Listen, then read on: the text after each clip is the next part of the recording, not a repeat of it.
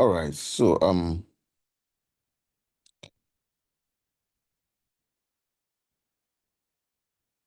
in this class,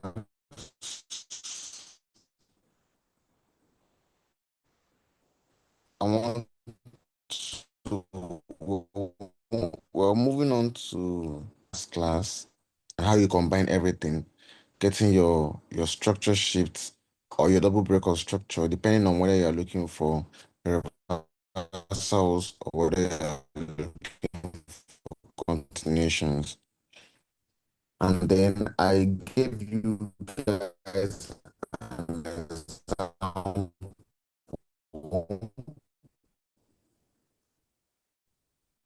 of trades that I took with an order book. I spent price order take.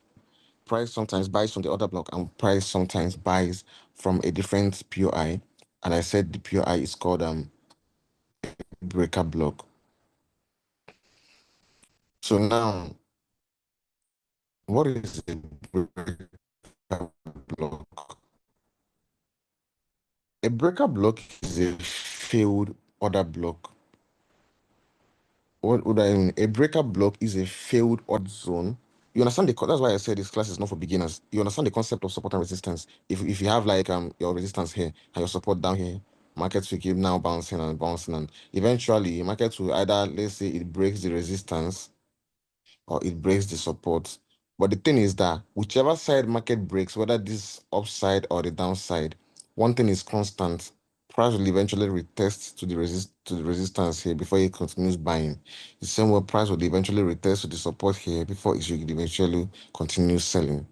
That is the same concept of what a breaker block is. A breaker block is a failed order block.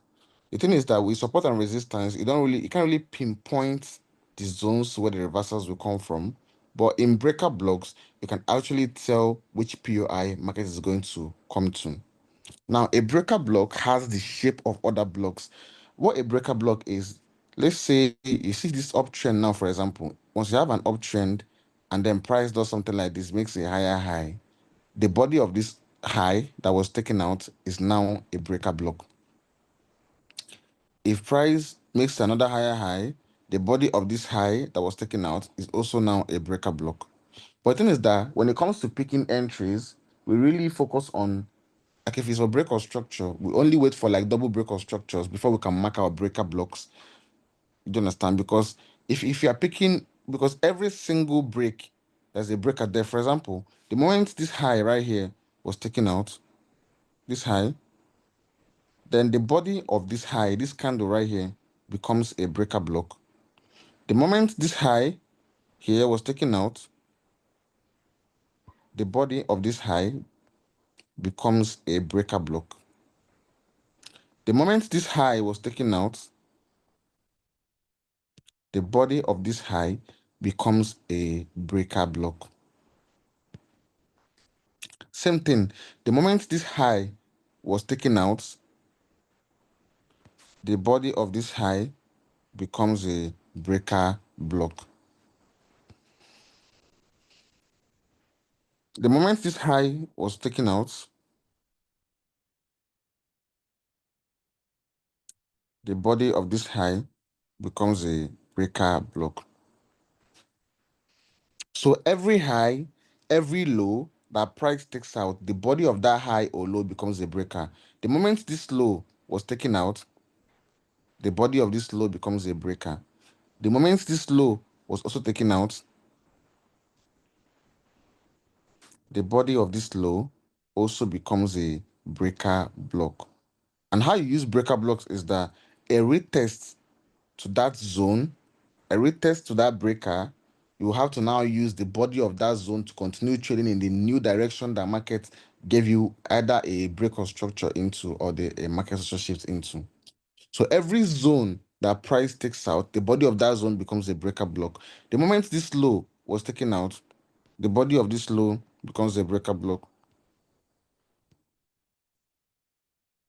The moment this high was taken out, the body of this high becomes a breaker block. So every zone that price takes out, the body of that zone automatically becomes a breaker. So that is what a breaker block is: a failed order block or a zone that price breaks past. That is what a breaker block is.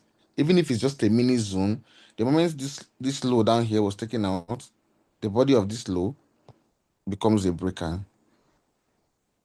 And how you trade it is that every test to that body of that zone, you now start taking trades for the market in the new direction that the market broke into. So this breaker block is also another POI that I make use of, aside the other block. And the thing is that a breaker block will always exist in your setup, provided there is the what? A market structure shift or a double breaker structure. An example of that is this. Let's say you have an uptrend, a market is giving you higher highs, higher lows, higher highs, higher lows, higher highs, higher lows, higher highs, then market happens to give you a market structure shift. The moment that market structure shift candle closes, you have to look upwards to find the possible points of interest. So if you look upwards, this low that market just took out, the body of that low automatically becomes a breaker block. This low that market took out also, the body of the low also automatically becomes a breaker block. Then up here will now be the other block that triggered that move to happen. You guys understand what I'm saying? So the moment price takes out any zone, the body of that zone becomes a breaker. And how you use the breaker is a retest to any of the breaker block. You now use it and continue taking trades in the new direction that market broke into. So you either use in the sense of market structure shift or use it in the sense of double breaker structure. But you should not be marking a breaker block if you have not seen a double breaker structure or a market structure shift. So it's only when market gives you a double breaker structure or a market structure shift that you can now mark out your POIs. Same way, if market does something like this, say there was a previously existing high here, the market starts giving you higher highs and higher lows, and it gives you a higher high. Automatically, when market broke this high, the body of this high becomes a breaker block. But since this is not a double breaker structure, we're not going to be looking for entries here. So we're going to disregard this breaker and the other block here. Market will give us a retest, give us what? Another higher high. When market broke this high, this is a breaker block. The body of the high that was broken becomes a breaker block. But since this is not a double breaker structure, we're not going to pay attention to it. Market gives us a retest again, takes out this high, also a single breaker structure, but this is still a breaker block, the body of the high. But since this is not a double breaker structure, we're not paying attention to it. If the market now gives another lower high, another higher low, and then gives a higher high, taking out this high plus this high. So the moment this happens, we've already gotten a double breaker structure. So the moment the market closes above these zones, you have to now look downwards to find the possible points of interest that exist here. So if you look downwards, this high that was just taken out, the body of the high will now become a breaker block. This high that was also taken out, the body of the high will also become a breaker block. Then down here finally will now be the other block that triggered the move to happen. So you see you have what? A breaker here, and another other block here, meaning that you have three possible points of interest that price can react to. In this setup here, when price gave us what? This double breaker structure, taking out this high, and then this high. This is what? A double breaker structure. And if you look at the zones that was taken out, the body of this high automatically becomes a breaker. The body of this high also becomes what? A breaker. And then this is the other block that triggered the move to happen. But one thing you notice is that this breaker here and this other block here, they actually overlap each other. They're on the same line. So technically, they are now the same POI because this is a breaker. I think ICT concept, I don't trade ICT, but I've seen them call it, I think it's unicorn model. I don't know. I don't really know, but these two POIs are overlapping. So basically, they are the same because this POI and this POI are on the same line. But if they were not, I would have marked them as two separate points of interest. I'm just telling you that the moment that this high here was taken out, and then this high also was taken out, the body of this high and the body of this high all become points of interest that you can use as your entries. Same way, um, same way here. The moment price took this low out and also took this low out and closed below. If you look upwards, you will find your possible points of interest. You see this breaker block here, the body of this low that was taken out becomes a breaker, and then the body of this low also that was taken out also becomes a breaker. Up here becomes what? Another breaker. But the reason why we did not start looking for trades here was because when this low was taken out, there was no double breaker structure here, so we're not looking for any POIs here. We only start looking after the double breaker structure. So the moment that price came taking this low out and this low out, that was when we got our double breaker structure. So that's why we can now start looking for the POIs there. So if you look, you will see what? You will see your breaker, and then the other block that triggered the move to happen up here. So you actually have up to 1, 2, and 3 points of interest here.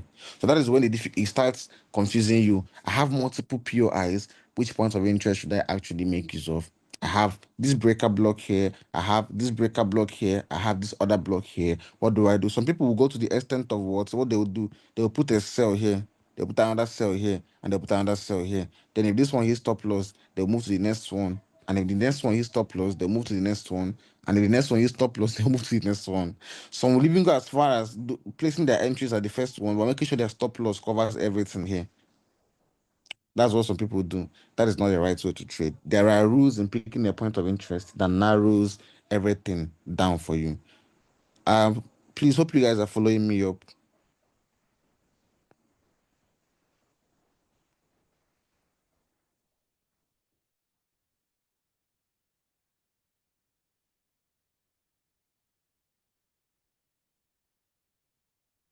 Someone is already asking me which one is more valid. That is what I came to do. And I'm here to teach you guys the one that is valid. So you just have to wait for me to teach. Someone said my video is lagging, and the other people are saying that the video is not lagging. It's not lagging. If it's lagging, it's from your network. And if it's lagging, you just have to watch the recording later.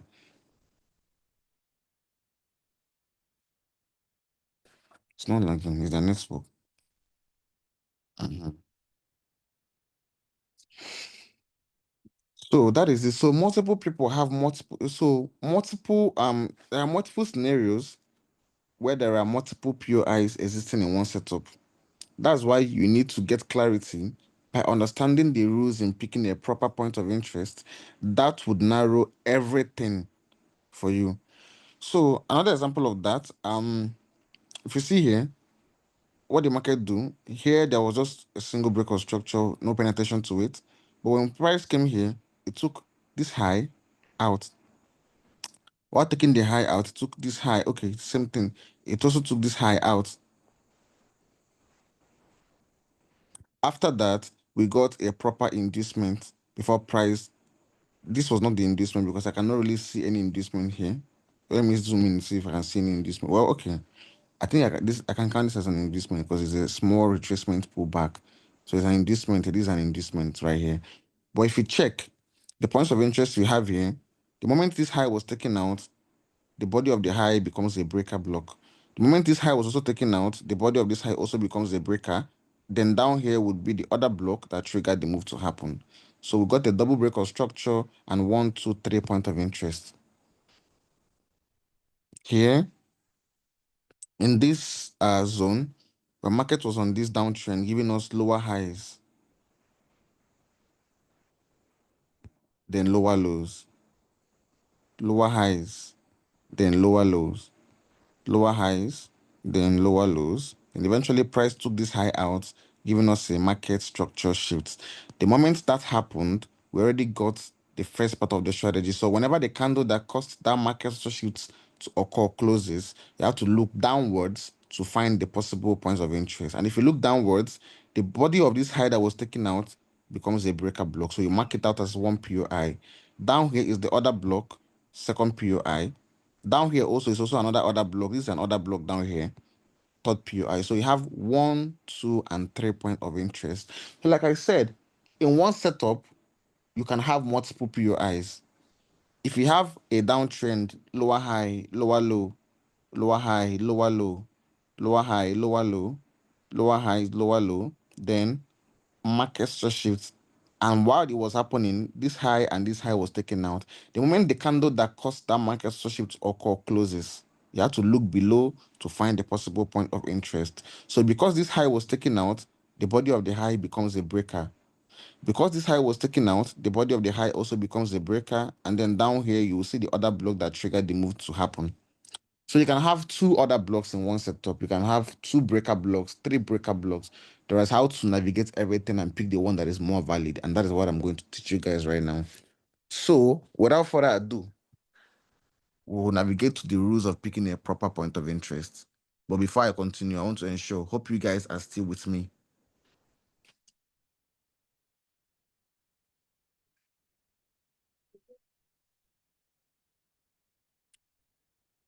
And also, yeah, someone asked me a question now. They said, must it be one candle that breaks the two? No, it must not be. Let me give you an example. Let's say something like this is happening. Lower high, lower lows, lower highs, lower lows, lower highs, lower lows. Then market tries to break this high, but this candle stops here. Another one picks up and stops here. Another one picks up and stops here. The third one can break this high. It's only when this third one breaks this high that you can mark a market structure shift. So you must not be one impulsive candle that does the break. One can go up and stop and stop and stop until the high gets broken. Just like this, for example, this low was not broken with one candle. Came here and closed inside here, made the retracement and still closed. But it's only after this zone was closed, was taken out, that I can now mark that that the break of such already occurred. So it must not be one candle, but you just have to make sure that before you can start looking for inducement or anything, that zone has to be taken out first. It must not be one candle. Sometimes it can be one candle, sometimes it cannot be. Here, this zone, market tried to take this low out, but this candle did not do it. It closed inside here, but the next candle that came out eventually broke it. So it was only after it getting broken that I can mark a double break of structure. Do you understand? So I cannot start looking for POIs if that zone has not yet been taken out, but it does not mean that it must be taken out by one single candle. Multiple candles can do it, but it means that you can only start looking for the POIs after those multiple candles have completed the cycle of breaking that zone. Do you guys understand what I mean?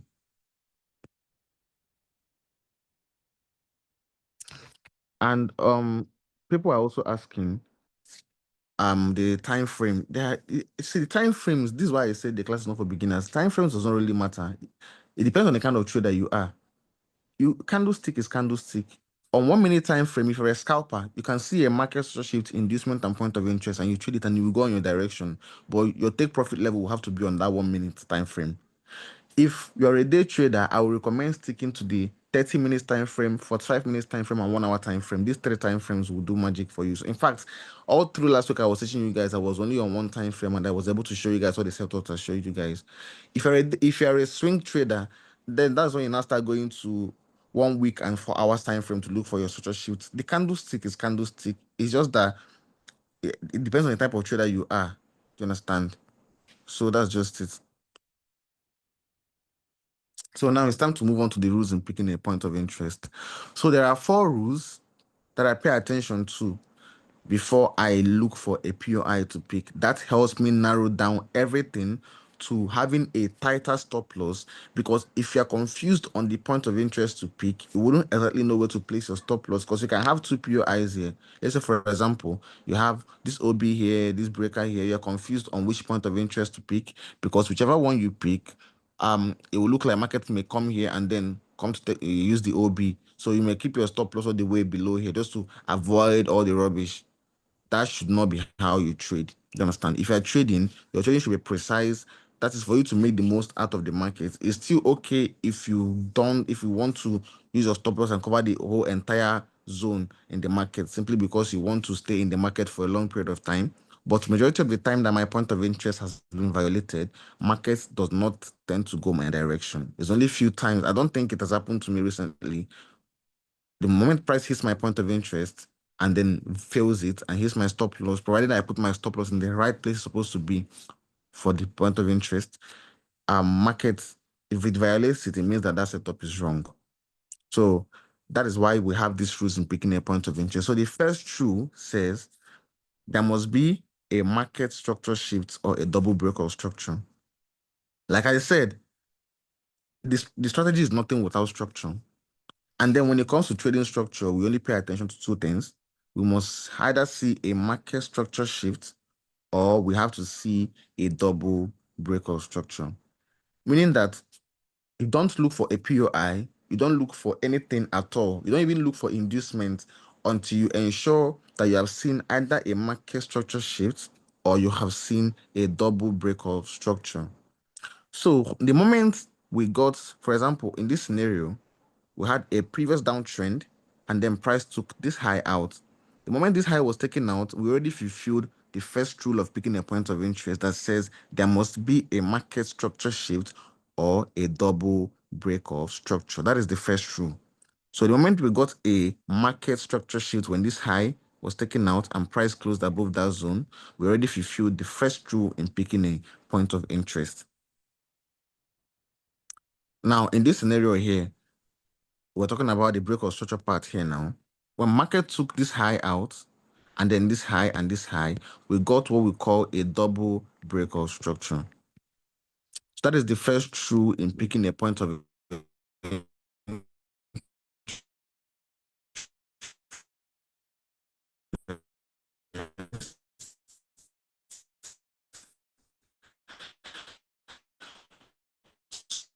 so once that happens, you have to look at the job will be. In fact, this time, so technically it's just one point of interest. This one is even very, very easy because it does not really give you a lot to what it does not give you a lot to pick from. It's just one simple PI that is here because the breaker block, the body of this high that was taken out, and the other block are on the same line, so it's merged as one POI.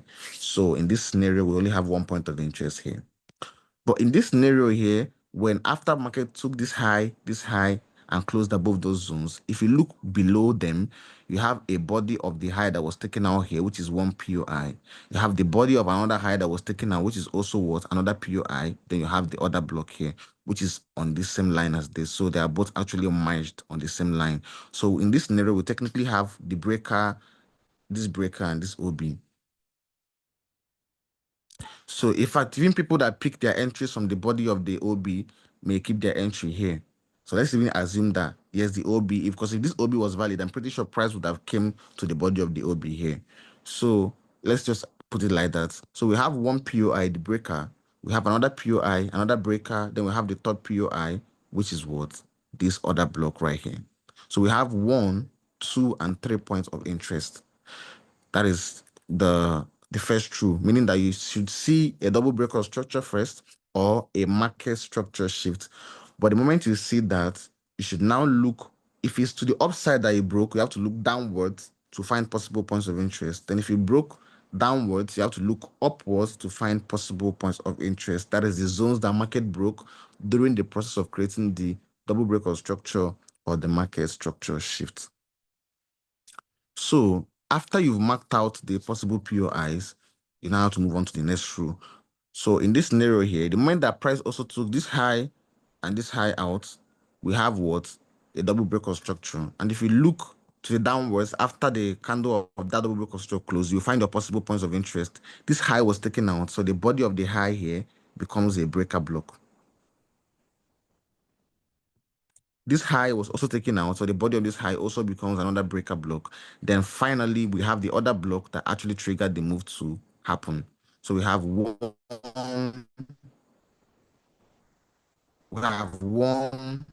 2, and 3 points of interest. So I'll name it, say 1. We have 1, we have 2, we have 3. In this scenario, we only have just this one, so it's actually very, very easy.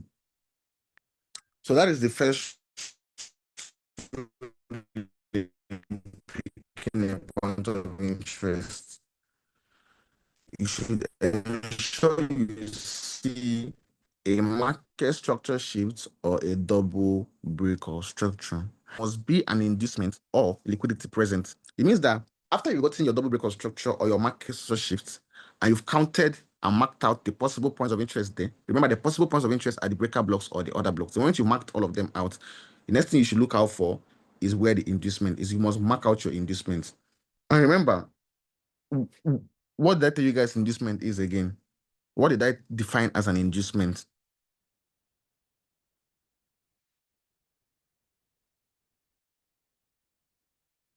Someone said I'm going too fast. Sorry. I was sorry. It's just how I speak. I speak fast, so I'll try and slow down a bit. Sorry.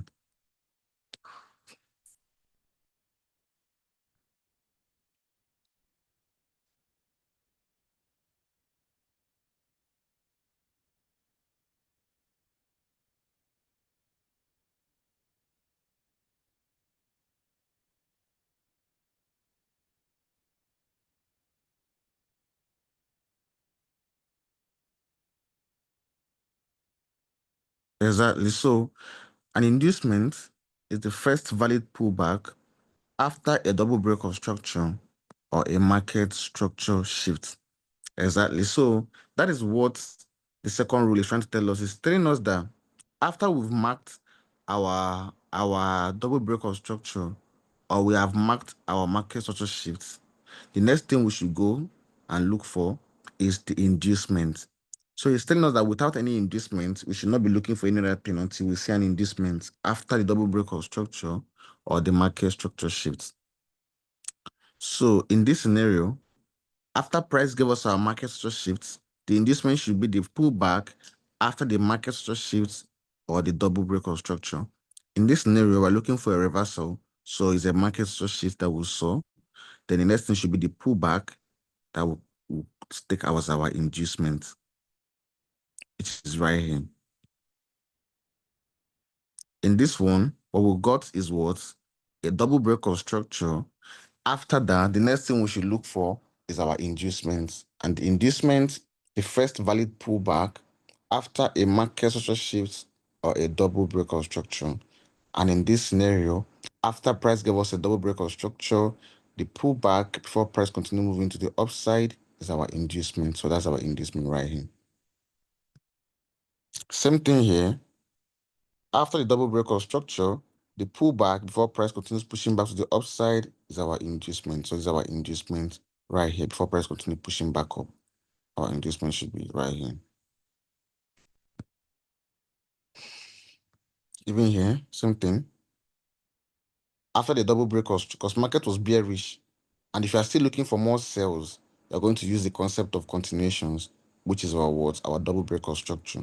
So the moment this low and this low was taken out, we got our double break of structure, and then the inducement will be the pullback, which is after market closed here and we marked out the POIs. This week here that market gave us before continuing pushing down is our inducement.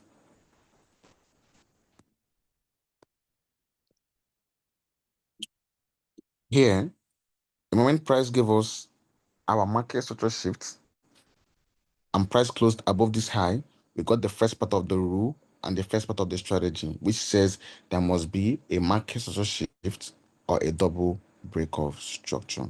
So after we got our market structure shift and we look downwards to mark our possible points of interest, which is this breaker, this OB, and then this OB. The market pulled back to give us an a pullback, a retracement before pushing back up again. We got our inducement here.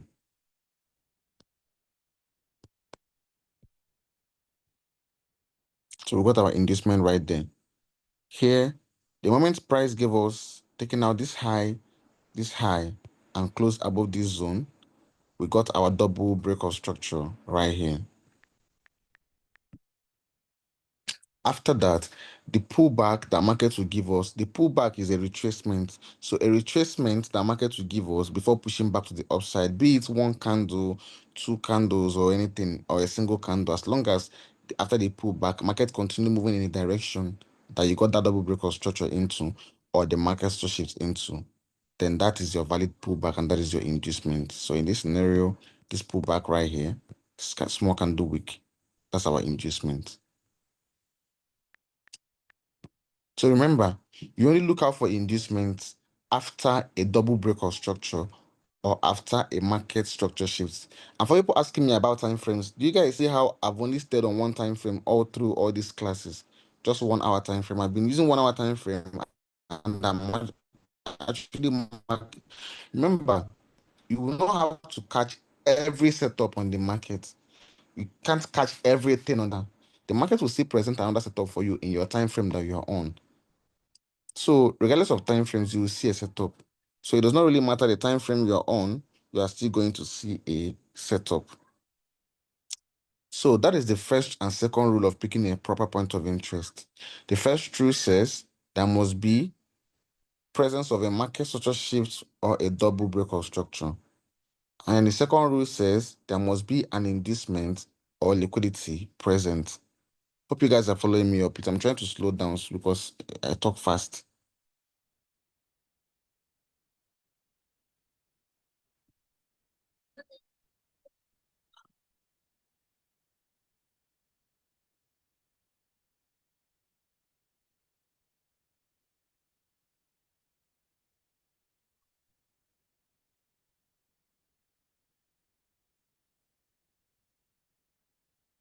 Some of you want to run faster than your shadows.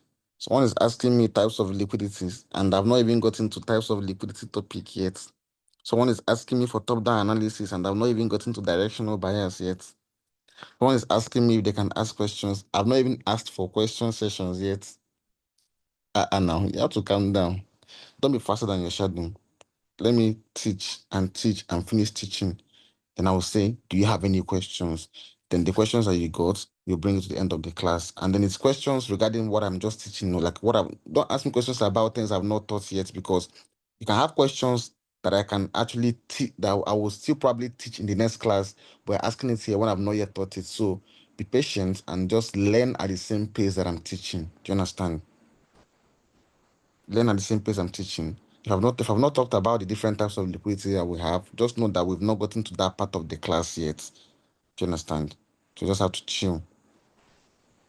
So we have talked about the first rule in picking a proper point of interest, and then we've talked about the second rule in picking a proper point of interest. Now it's time to talk about the third rule in picking a proper point of interest.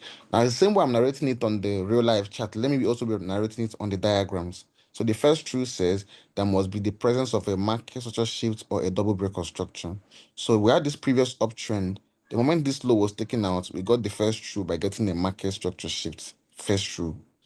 After that, the second rule says there should be an inducement or liquidity.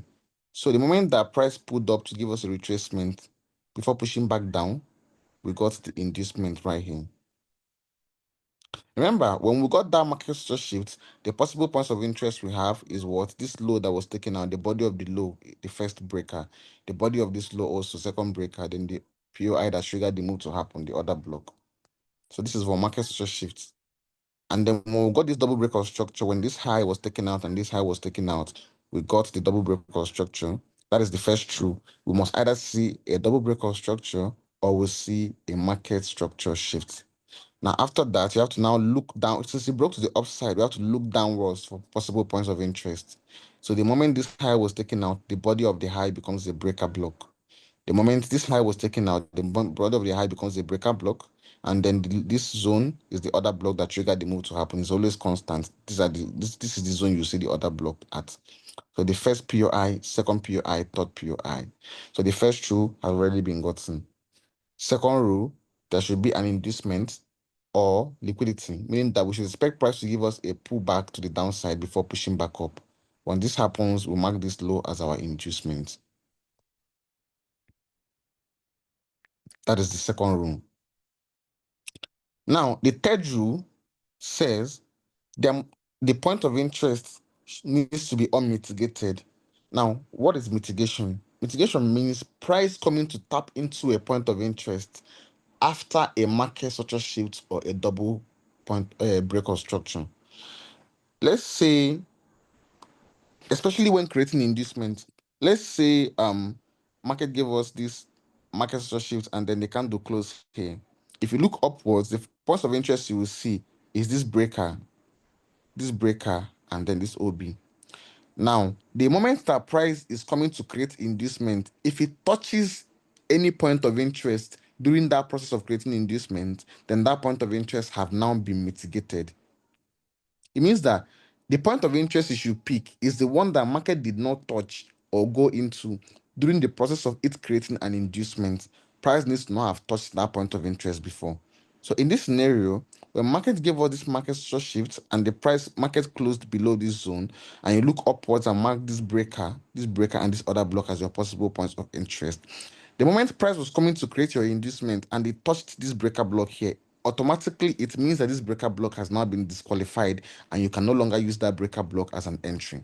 So it's now been disqualified, meaning that it's only 2 points of interest that is now left. This breaker here and then this other block up here. Same thing here.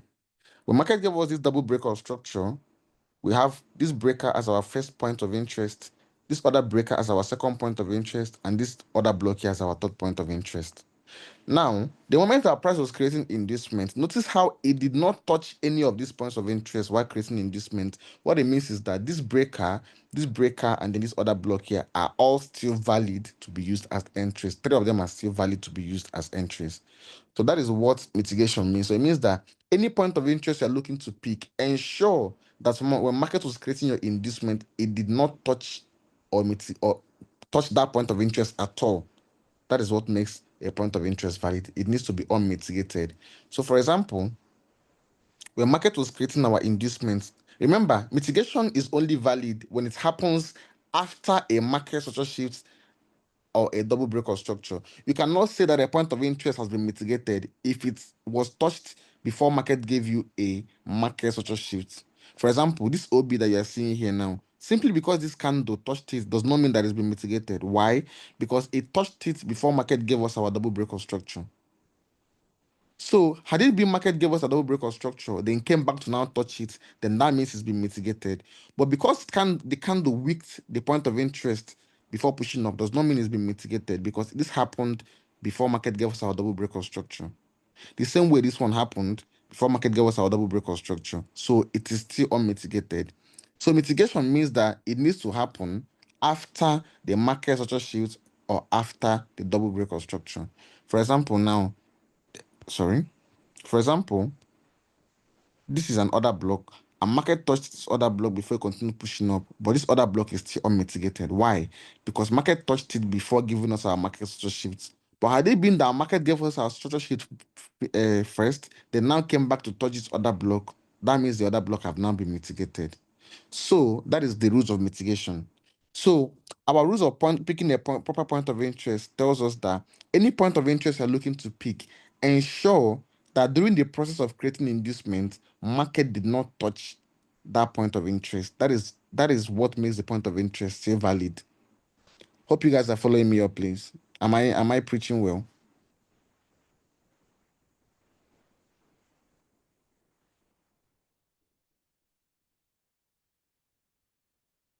Somebody say power.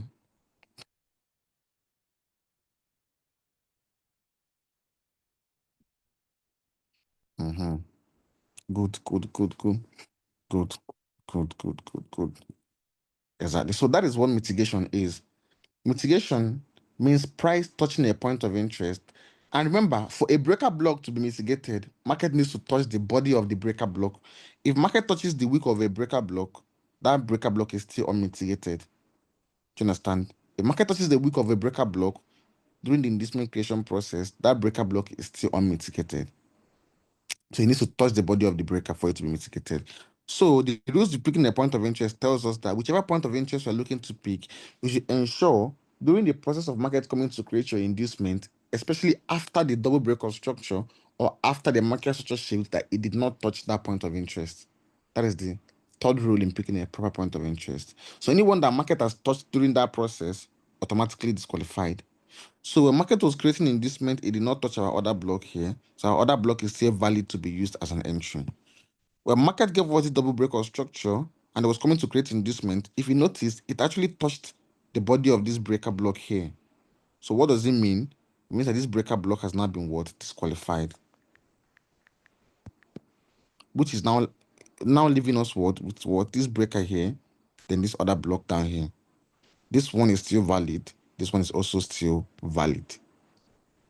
When market gave us our double breakout structure up here, taking this high out and this high, the moment the candle closed out, if you look downwards, you find the possible points of interest, the breaker here, then the other block here. And if you pay attention, while market was coming down to create inducement, it did not actually touch any of these POIs, meaning that all these points of interest, that is this one here, this breaker here, and then this other block here, are all still valid to be used as entries. So all of them are still valid. We leave it. In this one, when market gave us this double breakout structure to the downside, after that, price gave us what? An inducement. And if you pay attention, during the process of market creating inducement, it did not touch this breaker block, or this other block, meaning that all 3 points of interest here are still valid to be used as entries. Also, when market was creating inducement here, if you check, after market gave us a market to shift in this level, this MSS here, market came down to create inducement. But if you pay attention, this breaker block that was here, when market was creating inducement, it actually touched this breaker and even went deep into it, meaning that this breaker block here has now been disqualified. You can no longer use it as an entry. It's been disqualified, meaning that it's now left with this OB here and then this OB down here. In this one, the market gave us this double breakout structure and close above this zone, the body of this zone becomes a breaker, the body of this high becomes a breaker, and down here is the other block that triggered the move to happen. You have 1, 2, and 3 points of interest. But during the inducement creation process, market did not touch any of the POIs here, meaning that all these 3 points of interest are still all valid to be used as an entry. So that is the third rule in picking a point of interest. Ensure that the point of interest you're picking is still unmitigated, is still untapped, while market was coming to create an inducement. Are you guys following me up well?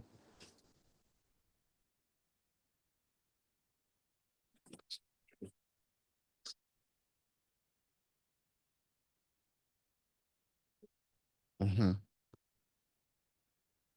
Person say Power Rangers. Don't worry, if it's confusing to you, that's why there's time to practice. You will practice. Remember, someone came and told me that you're not teaching everything you know, that after learning that he's having losses, and the person was in June class, and I checked how many people have taught, and it's always people saying that they like everything is working for them and everything is working for them. And I'm saying, out of 3 or 4,000, and then if let's say 20 complain, is it the 20 people that are right, or compared to like the 3,800 and something that are? I said, no, you don't know how to apply what you are taught. Because in a class where the teacher teaches well, there are still people that fail woefully and get F9. In a class where people just have to apply what you are taught, something must not work for everybody. I can't become a doctor because you understand, and I can also do this. Not everything I must do. If it is not working out for you, you leave it. There are people that are not smart at all. So, and there are people that actually can put in work to make something work for them, no matter how hard it is. Eventually it's going to work if you actually put in the work and practice. I can only teach you how to become a good trader. I can't force it inside you, and I cannot make you a good trader. Everything I'm teaching you is what works on the chart repeatedly. If you go to the chart over and over and over again, it works. Someone is asking me if the inducement touches the wick of the breaker. I mentioned it here now. So that's why I say you should pay attention. I said if the inducement touches the wick of the breaker, is still unmitigated. For you to mitigate the breaker, it needs to touch the body of the breaker. Do you understand? So hope I can continue what I was teaching.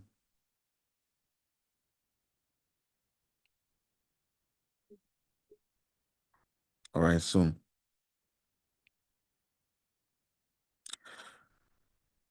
now it's now time for the final rule in picking a point of interest that will now close everything for us. Because like this now, in the examples I gave you guys, one has 2 other blocks.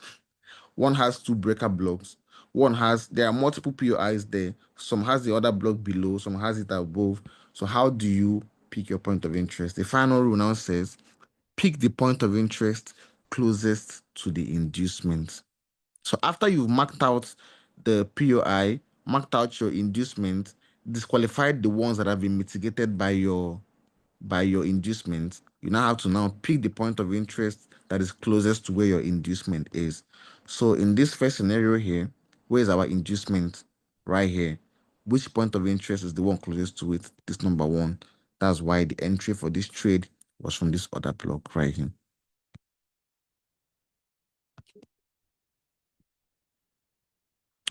That is the first trade. The second one, after we got our double breakout structure, we got our inducement, and we marked out all the points of interest and disqualified the one we can disqualify.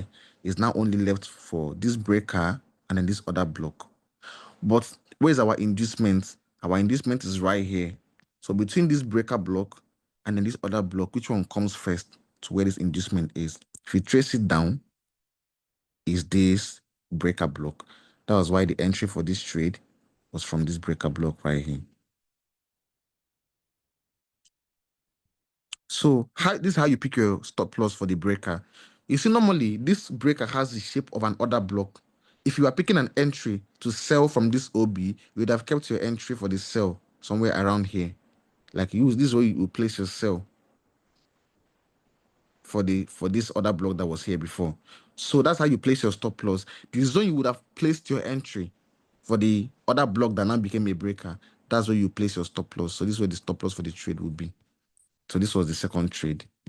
The one closest to where our point of interest, the one closest to where our inducement is. Our inducement is right here. Since it's already touched this breaker, the already disqualified breaker, is now left for this breaker and this OB. But since the breaker block is closest to the inducement, that's where the one we picked our entry from.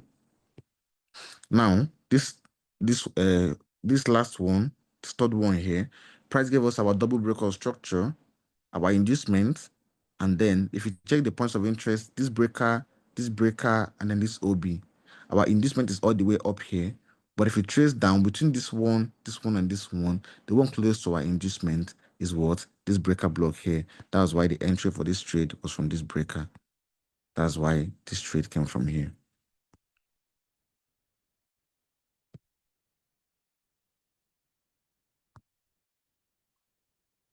So, why I kept my stop loss at this second breaker block here is because I know that me picking my entry from this breaker would have been a missed entry. Sometimes I have to apply logic to trading. If you wanted to keep your stop loss at where the end, this would have been all the way down here, and it will make your stop loss really large. If you're okay with that, fine. But me, I understand that there's a breaker block here and another breaker block here, and since this is the right one, market should not get to this second one, meaning that the one that would have been a missed entry, I would rather keep my stop loss just below that one. That's why this trade was taken from this zone here. So the first trade with the rule of picking a point of interest, second trade with the same rule, third trade with the same rule. After that, this sell, after price gave us what? This double breakout structure to the downside, we got the first rule in picking a point of interest. Gave us an inducement. We got the second rule in picking a point of interest. The points of interest here, price did not touch anyone during the process of creating inducements. We have the third rule. Then the final rule says, pick the point of interest closest to where your inducement is. And where's my inducement? Right here. And if you trace up, the point of interest closest to it is this breaker block here. That's why the entry for this trade was from that breaker block right here. Stop loss as where we would have placed was the trade. To the next one. After price gave us our market structure shifts, we got the first picking the point of interest. It came back and gave us our after that we marked our possible points of interest, the breaker block here. After that, price gave us the second rule in picking a point of interest by giving us our inducement. Second rule. Third rule, check the unmitigated points of interest. So market was coming down to give us an inducement. It touched and went inside this breaker, automatically disqualifying this breaker means that we can no longer use it as an entry. And it's now left for this other block here and the other block down here inducement is. And if you should track it down from this inducement level, the one closest to it is what this other block. That was why the entry for this trade was from this other block and not from this one down here. Stop loss at the last candles of the other block here. So this is the second trade.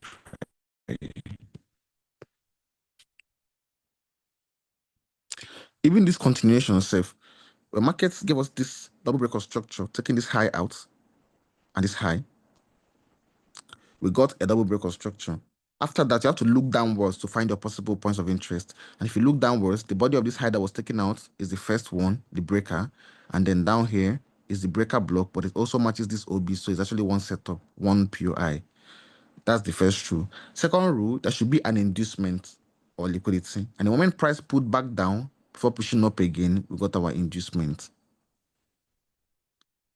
The third rule says the point of interest needs to be unmitigated, meaning that when market was creating inducement, it needs to not have touched any of these points of interest before. And because price touched this breaker while it was creating inducement, we're automatically disqualifying this breaker block here, which is now only left for this OB here. And then the last rule, pick the point of interest closest to the inducement. The inducement is right here. This one is already disqualified, so we're no longer using it. The one closest to the inducement is this zone. That was why the entry was from here. Stop loss at the last candles of the OB.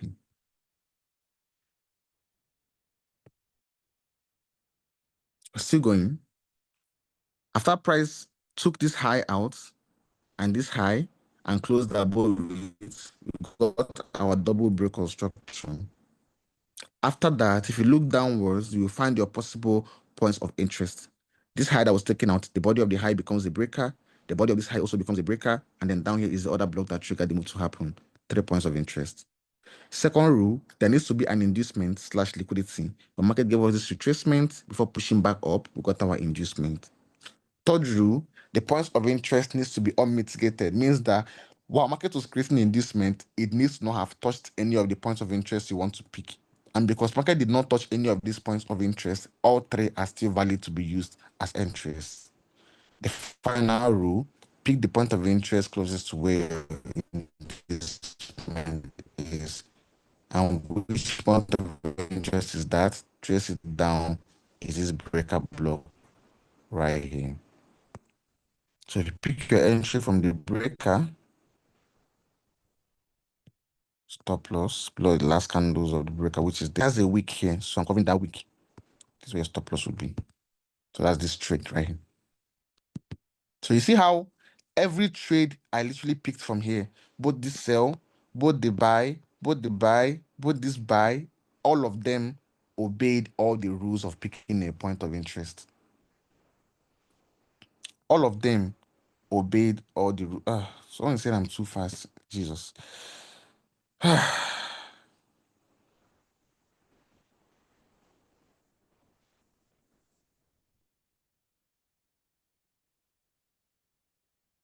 It's my natural nature. I'm very fast and I really try to slow down, but sometimes I just forget.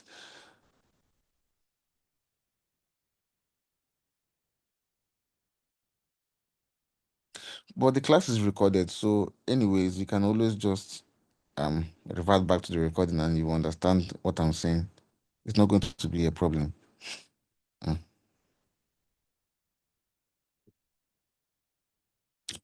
So if it's a pin candle is an order block. You still mark it the same way. Still mark it the same way. Still mark it the same way. Someone said I should explain the current trade I took today. Okay. But I took it on a lower time frame because market was very volatile. But let's go. So when I talk about directional bias, you guys will understand it more.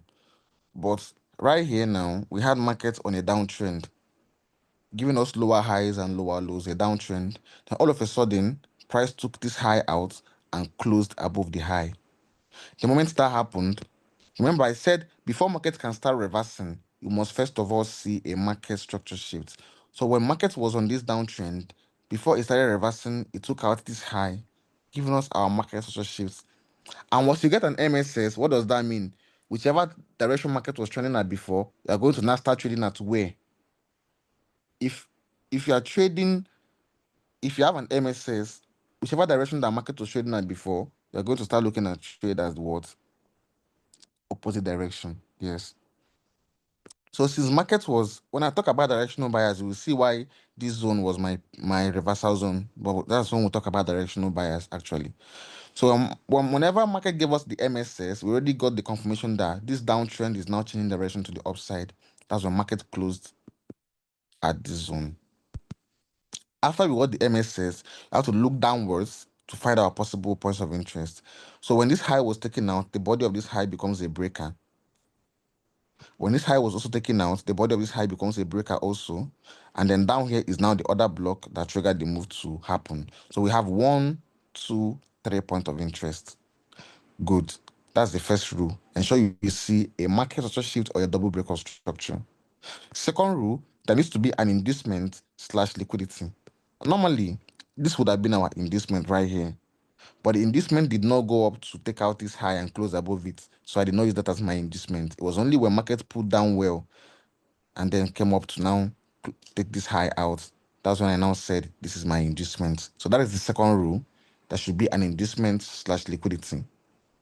Third rule, the point of interest needs to be unmitigated. When market was creating the inducement, this breaker block, this one up here, market touched it and mitigated it. So automatically, I'm disqualifying this breaker block and it's no longer part of the entry. Disqualified. Which now leaves me with what? This breaker here and then this other block down here. The final rule says pick the point of interest closest to your inducement. Since this one has been disqualified and my inducement is right here, trace it down. The PI closest to the inducement is this breaker block here. That was why the entry for this trade was from here. That was how I was able to take this BTC buy. So I just took it and targeted this nearest OB here as my take profit. But it's still going to run. I'll just find more confirmations for that later. But that was how I was able to take this particular trade. 1:10 RR. If I risk 1K on this trade, you are making 10K. You risk 2K, you are making 20K. You risk $100, you are making $1,000. Simple as that. The same thing I just taught you guys now, the rule of picking a point of interest. That was how I was able to get this set up. So, um, if you have any question, I used the 15 minutes time frame because market was very volatile. Like market was very fast, moving very fast. The whole drop was very volatile, so I had to go down to a lower time frame to get my entries. So if you have any questions, just raise your hands up with the. Remember, the questions has to be with about what I've taught. Please, if you have questions outside what you guys listen to me as I'm saying this thing now. Someone will raise their hands and ask questions that's not about what I'm teaching. I swear to God, just wait, you will see. But the question should be about what I've taught you guys. You understand? So we can understand. So we can have other people. Normally, it's supposed to be a 1 hour class. It's already 9:03. So me taking the question will still take longer, but I will still do it. So about what I've taught, if it's confusing you. So I'll start with Oladapo.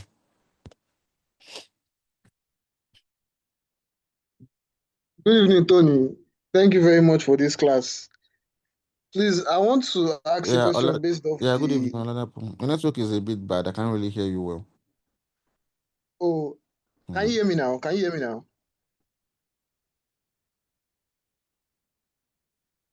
Can you hear me, Tony? Chai. Good evening, Tony. Can you hear me? Your network is a bit somehow, but yeah, I can hear you now. I can hear you now.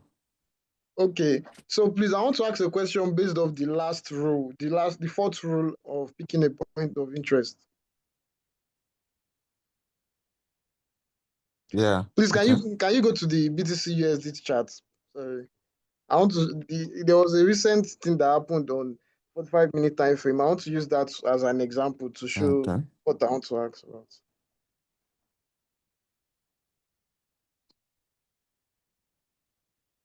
I'm on the chat.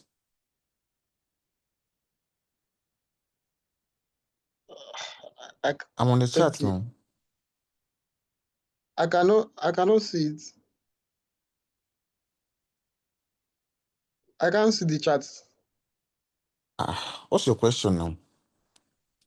The question I want to ask is that there was something that happened on BTC USD recently that Now, the last the closest order block to the inducement um was not used, but price went to see use what one you that do was here. before Just that one. DM me on WhatsApp and send me that question. All right, all right.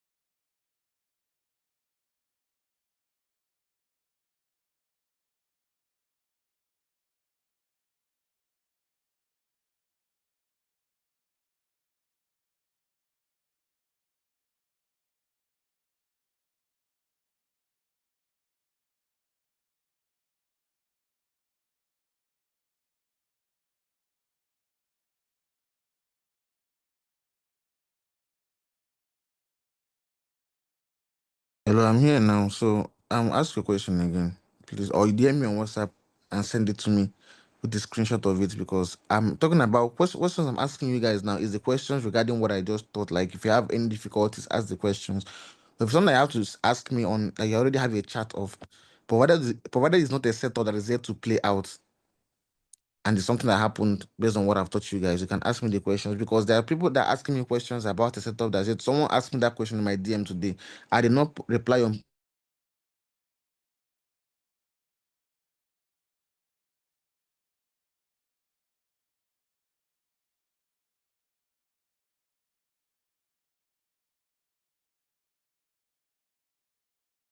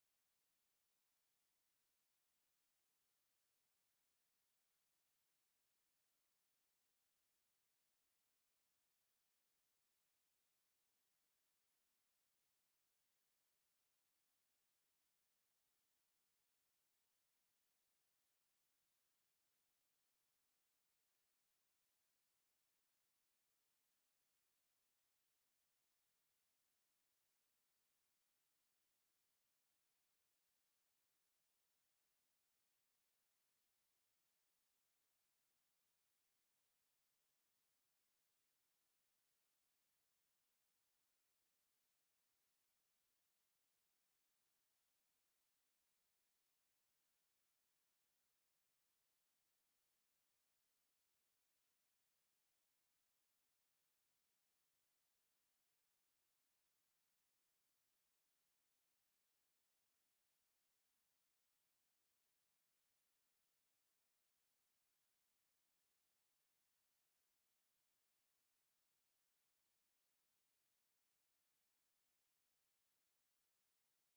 if you have any difficulties, ask the questions.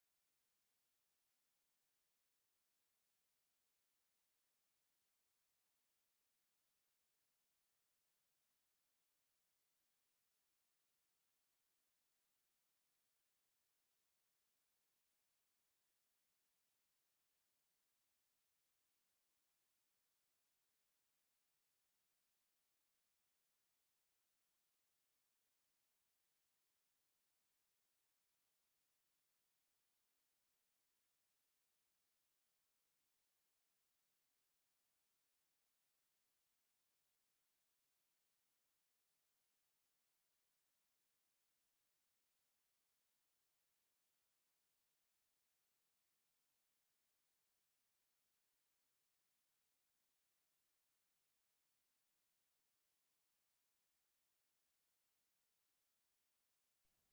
I'm back. Zoom kicked me out. It's not even Zoom disconnected me from this. And I had to go and join back from the link I sent you guys on the distance. I don't know why Zoom kicked me out, but I'm back. So I'll start this thing again. If it's a question that you have, someone asked me a question about I told people not to send chats that are yet to play out because, for example, now someone asked me a question today. My other block trade missed. Why did it miss? And then it's because of a breaker block entry, and the breaker block entry have not yet been taught. So that was why I said you have to wait till we teach more classes because most questions you have that I've not talked about will be things that we'll say have to teach. So now that we actually taught the breaker, if the person actually had patience to wait for the breaker class to be taught, they would have actually gotten that entry. So that's so if it's something that happened on the chart and it missed, just know that we have not yet taught it and it will be taught. So my questions would be about the things that I just taught you guys here. If you don't understand, just ask the question on it.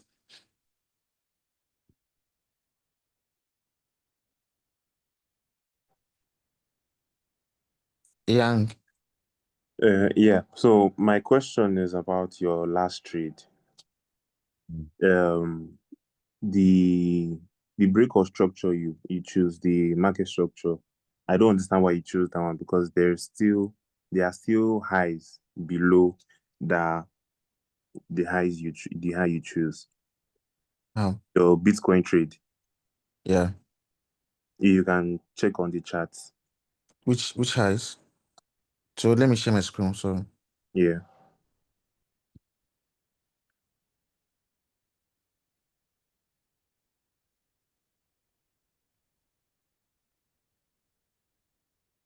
which highs? Zoom in. I'm zoomed in.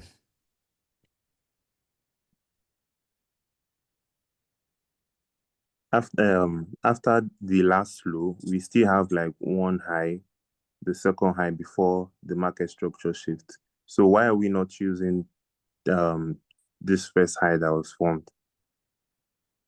It's just confusing. Is it this one? Wait, is it here? Yeah, I'm talking, yes, that one. Okay. So the dynamic of a downtrend is lower highs and lower lows, meaning Yeah, that each high should be validated with a low. Each high should be validated with a low. This okay, high was also validated with another low. This high here did not take this low out, and this was the last high.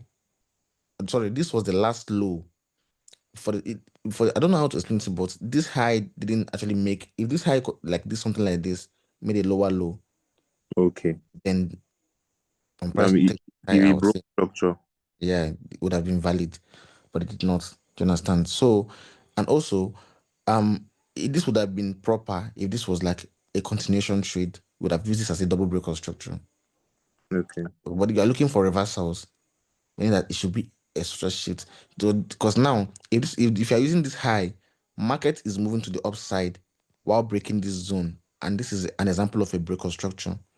A market structure shift okay, means markets um shifting direction from the previous trend. And if you actually used this high, it means that you're now trading in line with the current trend, which is the new uptrend. So this okay, would be a break of structure and not a market structure shift. And break of structure is only used for continuations and not reversals. So that's why we focus on the high here, because this high actually has a low, and it was the same high that was made during the downtrend process and not during the uptrend process. okay. Yeah. I understand. Thank you.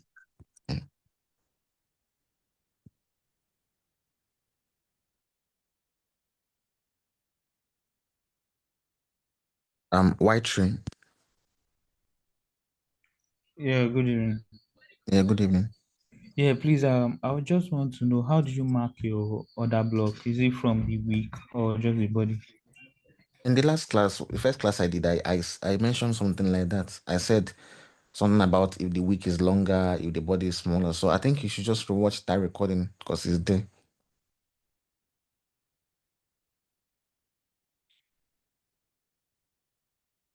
It's there in the recording.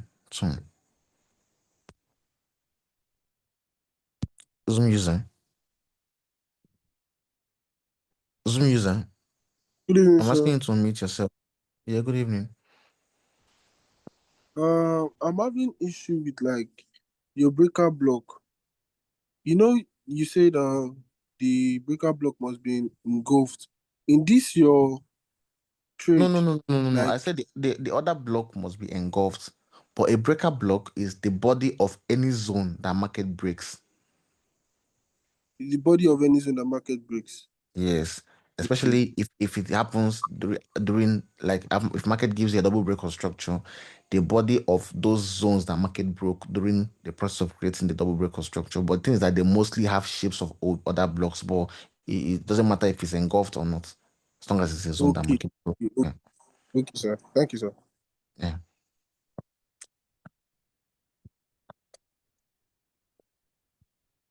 Big reason.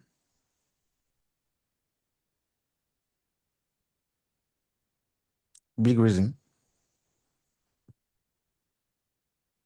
Hello, I'm asking to meet so you can ask a question. I'm done. Big reason.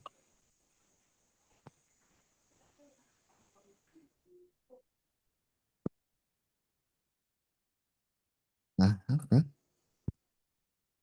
M Adil. Yes, can you M hear Adil. me? Yeah, I can hear you.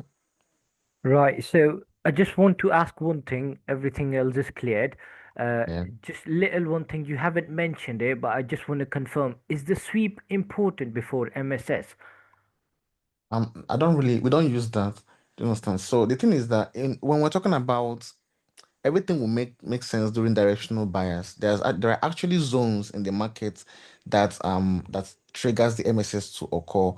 You can't just pick an MSS out of. If you pay attention, when I picked my MSS here, I also marked a zone with this blue box. It means that this is the zone I'm expecting price to react from. Before I can expect an MSS. So the sweep is not really important as long as it has the structure shift or the double break of structure, and if it has all the other rules for picking a point of interest, you can use it. But the thing is that most importantly, you should trade in the right direction. That right direction will be covered during directional bias. So if I didn't mention Right. it, just know that it's not important. Yeah. Okay, and a little bit one more thing. So before MSS, sometimes I see a low being made, and then price gives an MSS, and then price comes back to take that low as liquidity and take the POI below it. So I just want to confirm if and on the lower time frame, it's exactly like the strategy you taught us, but on the higher time frame, it seems like a low made before MSS. I don't really understand. An MSS is basically market direct, is changing direction or changing from the current pattern of the particular trend is on. So whether a low was made before the MSS does not really matter if whether a low was made or a low was not made. As long as market deviates from the current pattern of the particular trend is on, then that is what an MSS is. An MSS is a market structure shift. It means that whenever markets should deviate from however it was moving when it was on this particular trend, if an uptrend is higher highs and higher lows, and market does a lower highs and then does a lower low, that is still an Yeah. MSF. Yeah. So whether the low was taken or the low, as long as market deviates from the current pattern of whichever trend is on, that's an MSS. All right. Yeah, that's fine. Thank you. Yeah.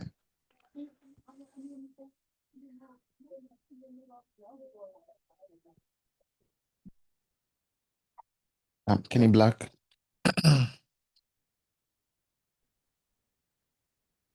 Hello. Hello. Okay. Please, I would like you to share your screen. I Okay. saw something on BTC. There's one example you showed us on August 3rd. August 3rd. On the 1 hour time frame. Just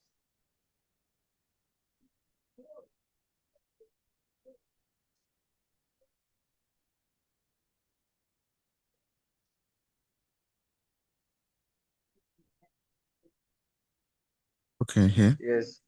So Okay. this market structure sheet now that you Mm, showed here, mm. I don't I don't see how like this thing the candle broke the previous downtrend high, but I'm seeing the one above. Okay. Let me show you You how it understand? let me show you how it broke it. This is the lower high. This is the lower low. This is the lower high. This is the lower low. This is the lower high. And then price came here and made a lower low. So this was the last high that caused a low. The market came and took the high out. That's the market social shift there. Okay. So that means you're also using the week as the break of Yeah. structure. Yeah. Okay. That's not really a break. That's just a pattern that price moves at. As long as that happened, all I know is that was the last high that actually made anything that looks like a low. If it's one I'm talking about, a proper breaker. If I was looking for like a double breaker structure, then no, I wouldn't have used this week as it. But I was looking at like a trend movement. That was why I was able to count it. So that's actually the high that got taken out. Okay. Yeah. So that was what got me confused because I was looking at the more bigger one. I can see No. the up and the down one, but all this one you marked here now seems to be inside the one that was this the lower one before it broke it. It's just all of them. If I start counting the same thing, it's the same thing over and over. Like if I count, if I actually like follow each of the process, the ones like I pick first see this one lower low. So after this low, that price took this high out. So if that happen, if this high right here, if this zone actually like came down here a bit and pushed up, I would have counted this as the MSS, but it did not. Okay. Okay. So my next question is please which um um broker do you use for your charting? Because I marked out this same um setup on BTC, but price did not mitigate my POI. Then went up. I The use trade is good to go. if it's crypto, I use Coinbase. Like if it's BTC and this, I use Coinbase. But if it's Okay, normal like gold and the rest of the currency pairs, I use forex.com. that's all. Thank you. Mm.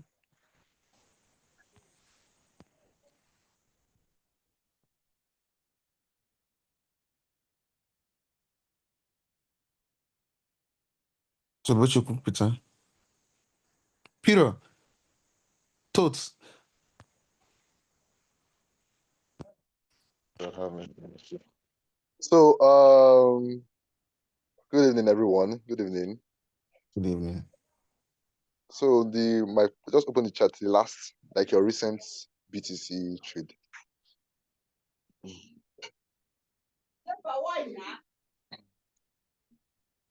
The recent one. No, the recent one, like the last one. The recent, yes.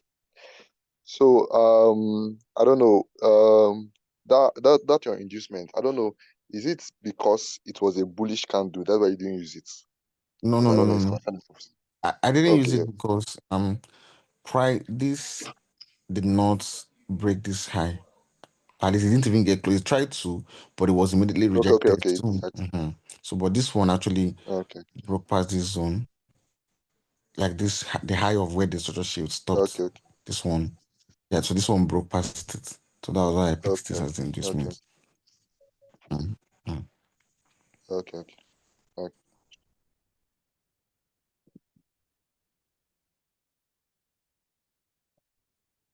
I'm Big Rocky. Good evening, sir. Good evening. Yeah, my question is to know a valid market structure shift. If the if it closes the market structure shift with a candle wick, is it valid or it must be a body of the candle? It must be a body of the candle. Okay, sir. And how are we going to determine our take profit? I've not thought that now. Jesus. I never think. All right, all right, sir. Thank you, sir. Yeah. Yeah. Precious.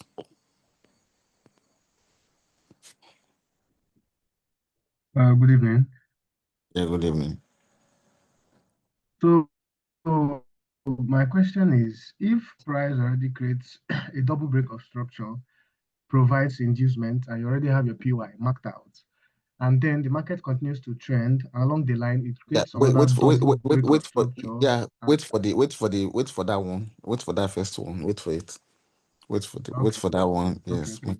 the price will come to it. Wait for it. Yeah. Thank you. Mm.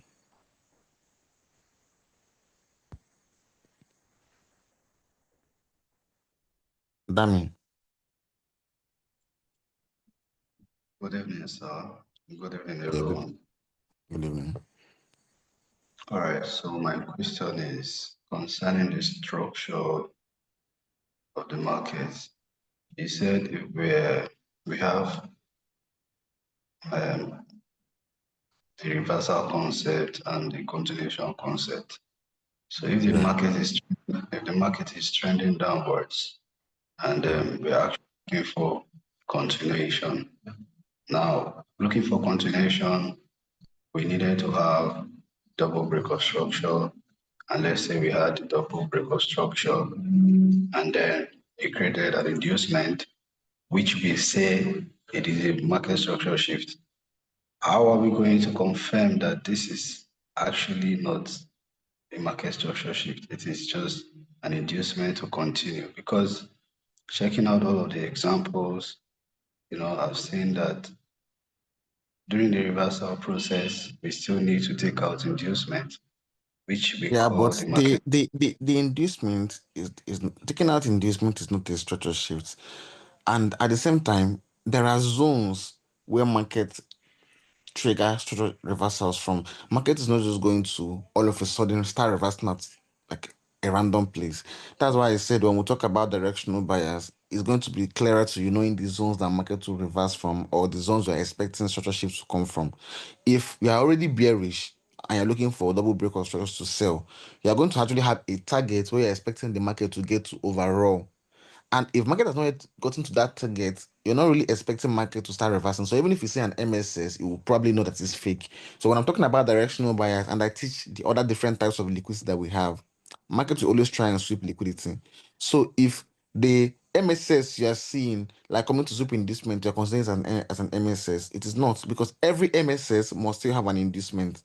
So you thinking that market sweeping your MSS to trigger your point of interest is giving you an MSS, then is there any inducement? No, because once it triggers it, it will just continue going to take out the low. So if you already have your setup and it's bearish, you have your double break of structure, you have your inducement, and you have your POI. Stick to it. If market is sweeping your inducement to come and trigger your POI, it's not an MSS because MSS don't just come out at random. There are zones where the MSS will occur. And when we get deeper into the class, you will understand what I'm talking about. Okay, perfect. Please open your BTC current trade. I want to show you something. Mm. Right, all right. To the lowest of this price, you see, when you marked out your MSS, if you check out based on what you just said, that we need to see a lower low before we can confirm our break of our market structure shift. But if you check out the last low of this price, all of I these didn't same. say it needs to be a lower low. I just say it needs to push market close to the last low. And this, like, you guys, I No, don't know I'm not why. talking about this. I'm not talking about Which this one? low. I mean the last, the fall, the top, the fall. Go back, like Yeah, the last. Yes, this. If you check out this now, looking from this price action, there was no market structure shift. It was all inside this candle. So that was what I'm trying to understand. that's why I did not trade anything from inside here because it was too volatile. So I had to just keep waiting until I see an MSS. And eventually I saw it here. It does not matter where you see the MSS as long as it still happens. Market was very volatile. This zone is on the daily time frame. When it triggered, market was dumped very hard and then pushed up. So obviously, I know that I will still see an MSS, so I just had to wait.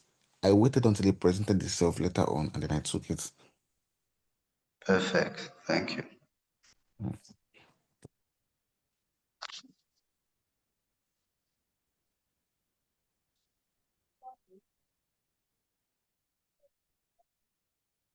Vincent,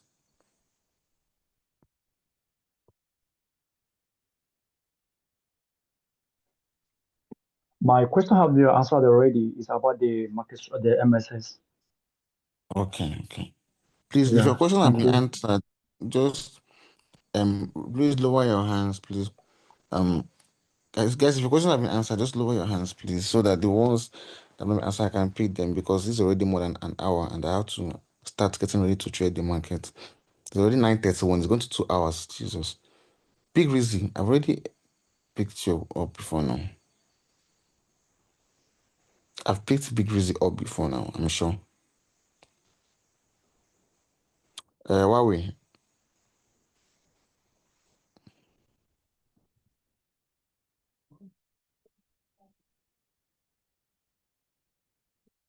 Huawei, you have a question. Please, if I ask you to unmute yourself, please do so fast. Okay. Shams. Hi, can you hear me? I can hear you. Yeah, I have a question related to the double break structure. If you just go to your latest trade that you took on BTC, Okay. let's say if we are looking for the continuation, my question basically is, let's say we form a double break of structure and the price gave us a pullback and then it formed another double break of structure. So I want to ask, like, should we consider the first double break of structure or the second one? The first one, obviously. So even like if we are getting other double break of structures, we'll ignore them. You take the first one, the most valid one. As only if maybe the first one. Sometimes markets is let's say something like this happens. Let's say you got your MSS here, and then you got a double break of structure like here, but market was too impulsive and it just broke to this zone.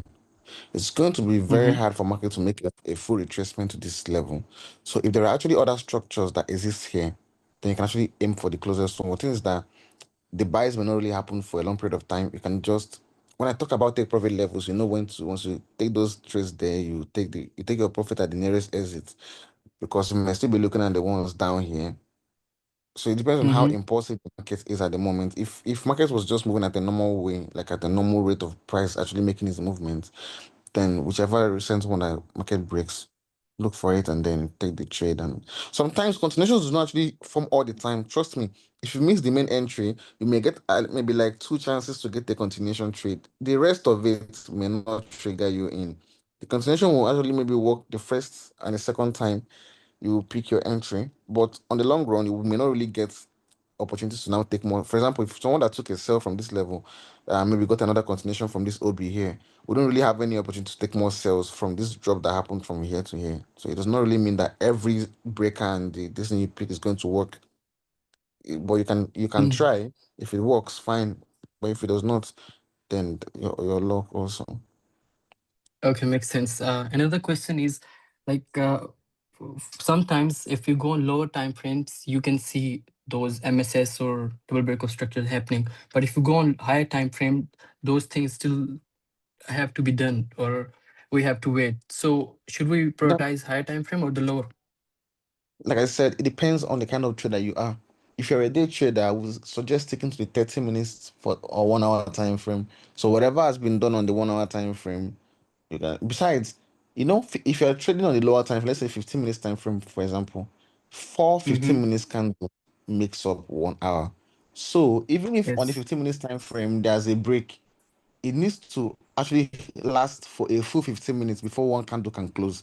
Then the next 15 minutes candle will probably form the inducement and then break above the other high. Then the next 15 minutes candle can now probably be like a retracement coming down to trigger your point of interest. So it may literally also still take 1 hour, 30 minutes for a full setup to form. If you go on the 1 hour time Mm-hmm. frame, it can just be 1 hour forming for this thing and the 1 hour again for the entry to be triggered. So it's basically all relative to the same time. Doesn't really matter, your setup will still All be right. there. Yeah. All right. Thank you. Yeah. Gift of men. Gift of men. So I will make it be woman, no. Because if the man they answer gift of men, I don't really understand. Now, man, the answer. Jesus. Good evening, Tony. Good evening, everyone. Okay, Mm. so my question is close to what the first person asked. I've seen your chart with different time frames, so I think you explained a little of it. But I wanted to find out, in the last example you showed us a zone from when the reaction took place. So do you also pay attention to if that was reacting on maybe a 1 hour zone? Does it inform if you now use a 5 minutes, or does that really not matter? I don't know if you get my question. That's Like why I that said zone. I know that's why I said I would teach directional bias. In directional bias, I will talk about the higher time frames for picking directions or the zones the market will come to. then the confirmation for it. So that's why I said you guys should just be patient. Or get directional bias is going to be clear. Joseph Moses.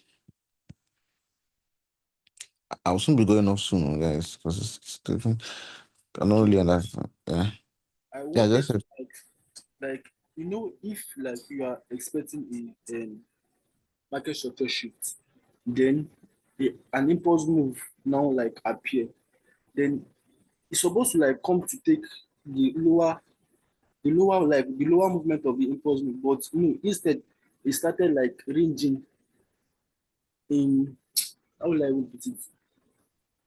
It started ranging internally. It did not take out the high, it did not come and take out the low, but between the ranging, it now created another market structure shift. I don't know if that's also valid. don't worry, when we talk about different types of liquidity, you understand what we call ranging liquidity.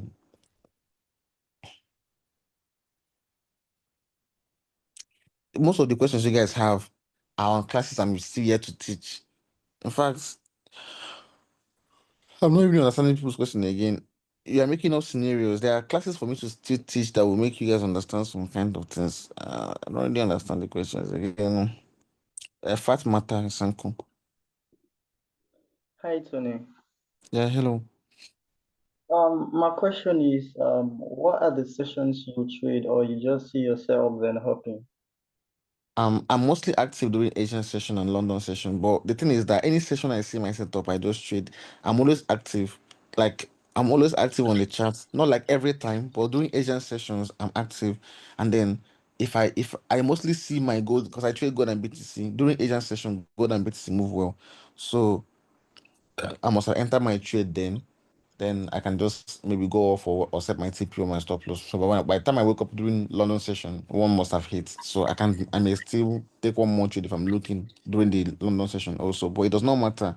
Setups will always form regardless of the session. Okay, thank you. I appreciate it. Coach Swiss,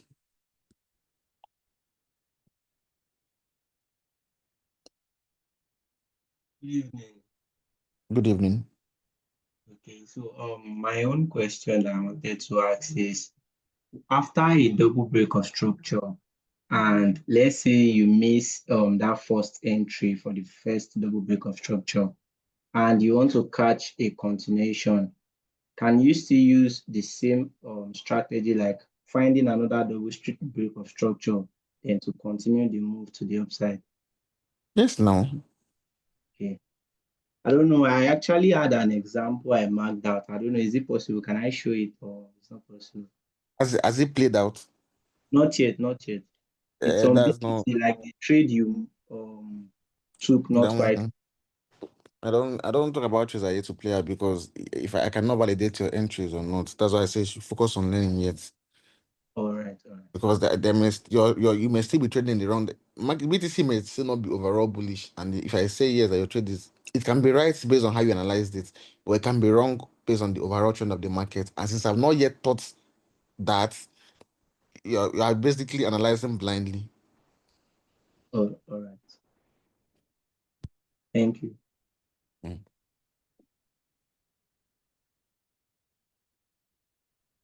Good evening, boss. Yeah, good evening. Hello. Yeah, good evening, David. Let's answer these Yeah, questions. More they pop up. There was only 4 people here before. More they pop up. I'll be going off no, soon, oh, guys. my hand was up. I wanted to understand where to point out the right liquidity because I'm confused. At that zone of Eh? liquidity, you find yourself in many where to identify the right liquidity, to pinpoint the right How? liquidity on any chart. That's my question. How is it the right inducement? Yeah, the right inducement pattern. I touched it now. The pullback that still goes ahead to take out the high or the low of where the market structure candle stopped or the double break of structure candle ended. That's the inducement, the first pullback that goes ahead to now take out the high or the low of where the market structure candle ended or the double break of structure candle ended. That's the proper inducement. So can it be multiple candles or just single candle. You can just even if it's multiple candles, it's still only one that you would draw out. It's only one that you draw out. So if you're drawing out, look for the first pullback, the first candle that actually went to now. If the first candle doesn't take out the high, if the second candle is the one that goes to take out the high, you can mark the second one. If it's the third one, whichever one that goes to actually take out the high or the low of where the market structure shift candle ended, or the double broker structure candle ended, that low or high, that's the inducement. So there's only one candle that you mark in the first place now. Okay, sir.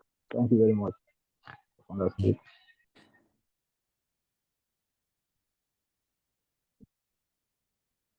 So there are only 1, 2, 3, 4 people here. Please, once I answer these 4 questions now, I'm done because there's only 1, 2, and 3, 4. So these 4 people here now. This is the one I'm seeing. Ugochukwu, GG, Huawei, and Rex.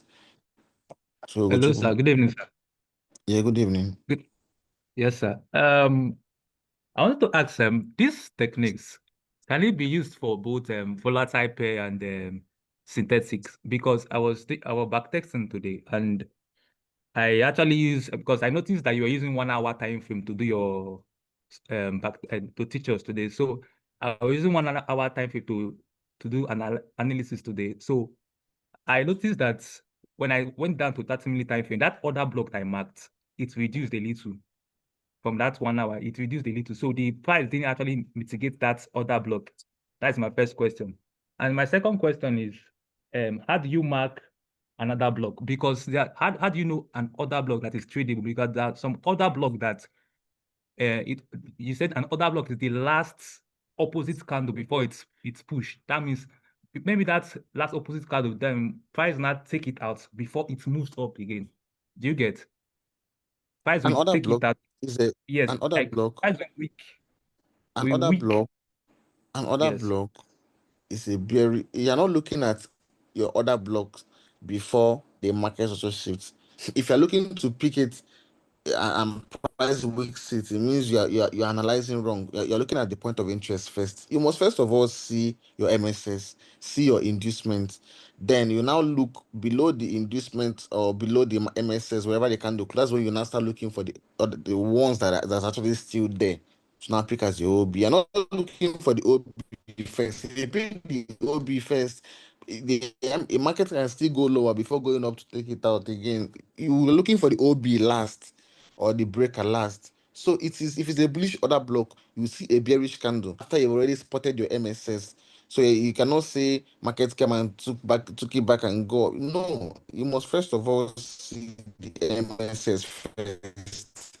See, then look below the MSS or above the MSS to now check the POIs. Mark out Okay. your breaker. Then mark out the other block. Okay. If you go to the first class, you understand this thing better. So, if yeah, and then this please let me know your break. 1 hour and the other may form. In prayer side, the only and the down pick breaker on the 30 minutes, but on the 1 hour is a breaker. If you follow the rules of picking a point of interest, you'll be able to get it correct.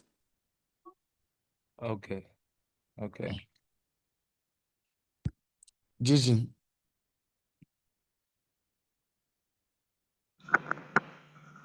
Good evening, Mr. Tony. Yeah, good evening. Can I share my screen on quick? No, I Uh, cannot share. I can't share. no, you cannot. I cannot. All right, okay. Because I'm looking the pair of bit tensor tau, and after market structure, I could not able to find out that entry. Um, anyhow, if I can't share, I could not able to ask any question. Thank you. Thank you. Okay.